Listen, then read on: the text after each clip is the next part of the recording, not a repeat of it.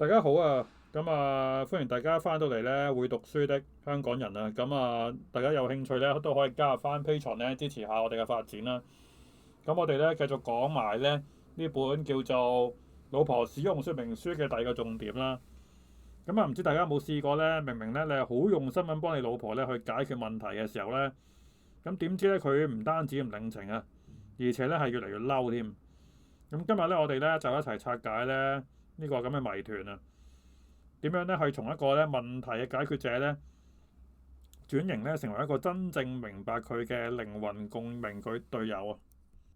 唔知你會唔會覺得咧成日覺得好無辜啊？就係用咗好多心機咧去提供個解決方案咧，點知咧換嚟嘅係佢更大嘅怒火啦。其實咧我哋衰嘅咧就唔係唔夠愛，而係咧唔懂點樣去講啊。今日咧，我哋要開始咧學識點樣去轉型啦，唔好再做一個叫做問題嘅解決員啦，而係咧要學識咧做佢嘅靈魂共鳴隊友。男人同女人嘅大腦咧根本就係兩套完全唔同嘅溝通載具系統啦。男人嗰個系統咧就係問題嘅解決系統嚟嘅，核心咧就係要解決咗佢啦。所以咧，佢個步驟咧，好多時咧都係走去分析個問題啊，提出嘅原因啦，跟住咧再揾翻個解決方案啦。女人嗰個腦咧，嗰個系統啦，就叫做情感連結系統。核心咧就係要明白我啦。所以佢哋會咧係分享事件啦，感受情緒啦，同埋尋求共鳴。例如咧，佢同你講想沖茶，點知水壺咧就冇熱水啊！真係激死人啊！你嘅反應咧可能係我叫你煲翻啲水啦。佢嘅心聲咧就係咧，我唔係要解決方法啊，我係只係咧想你明白下我咧呢刻嘅無奈啊。結論咧就係你完美咁解決咗佢嗰個問題咧，但係徹底咧忽略咗佢嘅感受。等我哋咧講一個實戰嘅情景啦。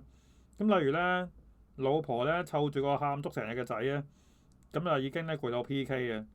跟住咧佢就講啦，就湊仔啊，湊到條腰都斷啊。呢個時候咧，你會點應咧？好多時候咧，好多男人咧都會中咗以下三個地雷嘅。第一個地雷咧就係一個評論家，即係好似講馬咁。成日抱都係你縱壞咗佢啦。佢聽到之後咧，個潛台詞咧就變咗係咧，你而家咧係指責緊我，唔係一個好媽媽啦。結果咧個意思就係咧，你否定咗佢嗰個努力啊。第二個地雷咧就係咧啲 N 展佬。如果你話咧，佢睇下條腰啦咁樣，即係咧搞翻好條腰，可能即係啲工程師解決問題嘅。佢聽到嘅潛台詞咧就係咧，我嘅感受係唔重要嘅，你純粹咧係想咧快啲解決咗個問題啊。結果咧就係錯把呢個分享咧變成咧求助。地雷三係咩咧？就係如果你話咧，哇你咁辛苦，你知唔知我仲辛苦過你啊？跟住咧佢聽到嘅潛台詞咧就係我嘅辛苦咧喺你眼中咧係一文不值嘅。你做嘅嘢咧就係溝通咧變成咗比較。所以你應該點做咧？呢度咧就係有個黃金嘅法則，就係唔好做佢老公，係做佢閨蜜，因為即係切 JJ。應該點講咧？你正確回應咧就係話吓，抱咗成日，條腰實在頂唔順嘅喎，真係辛苦你啦。講下呢把聲好似係曾志偉嘅。核心嘅洞察咧就係你冇解決咗佢嘅問題嘅，但係咧你係療愈咗佢嘅情緒。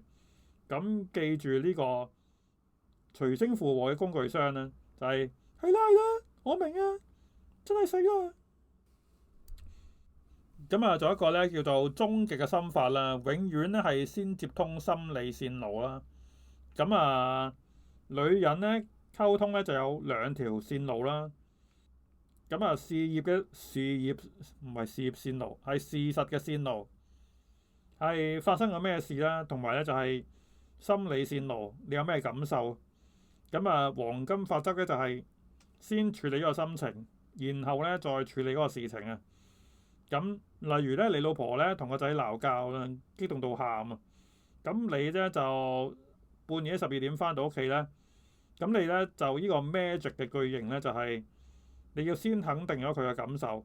哎呀，咁樣真係令人擔心，然後咧先至慢慢講事實啊。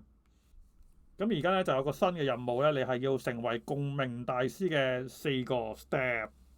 咁第一個咧就係切換模式啦，咁你就係由呢個問題嘅解決者咧，就變咗做一個閨蜜啊。第二咧就係合埋把嘴，咁千祈咧就唔好亂咁俾意見啦。咁第三咧就係使用嗰幾個頭先講嗰3個字啊，係啦係啦，我明啊，辛苦啊辛苦啊咁樣咯。牢記法則啦，咁就係咧永遠都係要由感受行先啊。咁記住咧，共鳴咧就係你送俾佢嘅最好嘅禮物啦。咁呢份禮物咧又唔使錢，咁只要你嘅心咧，咁就搞得掂噶啦。呢一集咧就係老婆使用手冊嘅使用說明書嘅第2個重點啦。咁我哋下集咧就講埋第3個重點啦。歡迎大家記得 subscribe、like 同埋 share 啦，亦都可以咧加入翻 Patreon咧，支持翻我哋嘅頻道發展啦。